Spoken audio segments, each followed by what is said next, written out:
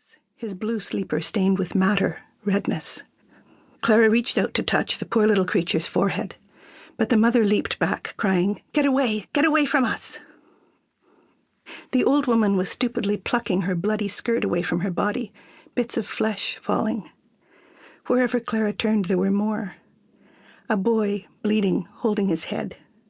His clothes were dirty. He must have been knocked out onto the road. Where was the other one?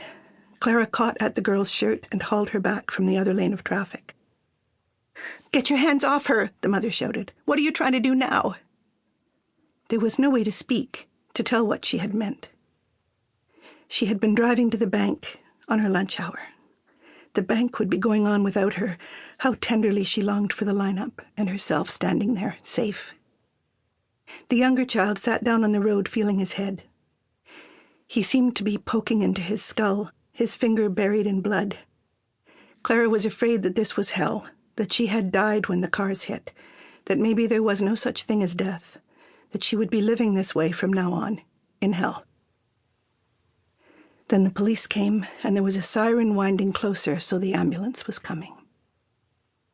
Clara knelt down on the black street beside the boy and took his hand, pulling it gently away from his scalp. "I think you've got a cut there," she whispered. "Give me your hand. Let the doctors look at it. You don't want to make it worse." He stared up at her, eyes flickering over her face, trying to read her like a book, it seemed. "They'll be here to help us in a minute," she said. "I'm sorry. I'm so sorry."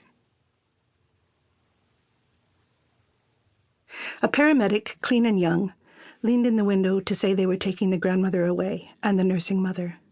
The police officer nodded, signaling something so that the paramedic grunted and stood upright. He banged once on the door to say goodbye. Another ambulance arrived. The children and the man were packed into it. In the cramped back seat of the police cruiser, Clara was left to the last. The paramedics insisted that she go too, although she said she was all right. The second tow truck was there already, taking her car. They bundled her up onto the bench in the back, and she sat down on the edge. "What will they do with the Dart?" the girl asked. "All our stuff is in it." "We were living in our car," the man said, accusing Clara. The paramedic asked him to be quiet so he could check his pulse or to stop the quarrel. They were all silent after that. It was cherry juice on the grandmother. Mrs. Pell, she was called. She'd been eating a big bag of Okanagan cherries. There was a little blood from the children, but most of the frightening mess was juice and pulp. The baby was all right. The little boy, Trevor, had a bandage on his head, but it was only a scalp wound, no concussion. Instead of using stitches, they had glued it shut with blue space-age glue. The girl's scraped arm had been cleaned. The father was fine. But the mother was not well. She had a fever, and there were clusters of tiny bruises, not from the accident. The emergency nurse stared at them, touching with her fingers. The father roamed the halls. The mother was put into a room, the baby lying beside her on the narrow hospital bed. The children sat silent beside their mother. Not knowing what else to do, Clara arranged for the TV to be connected whenever the technician next came around. Clara Purdy had been drifting for some time in a state of mild despair. 43 and nothing to show for it. Her racing heart woke her from dreams at 3 each morning to fling the covers away, angry with herself for this sadness, this terror. 6 billion people were worse off.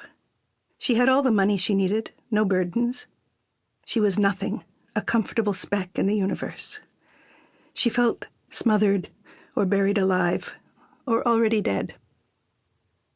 Her mother had died 2 years before, leaving her the plain bungalow in a quiet area of town, whether she wanted it or not. There she lived like someone's widow all alone.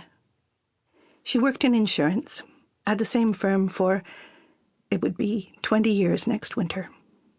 The time seemed too gauzy to bear the weight of 20 years. Clara imagined that people saw her as pleasant enough, intelligent, kind. A bit stuck up, she got that from her mother.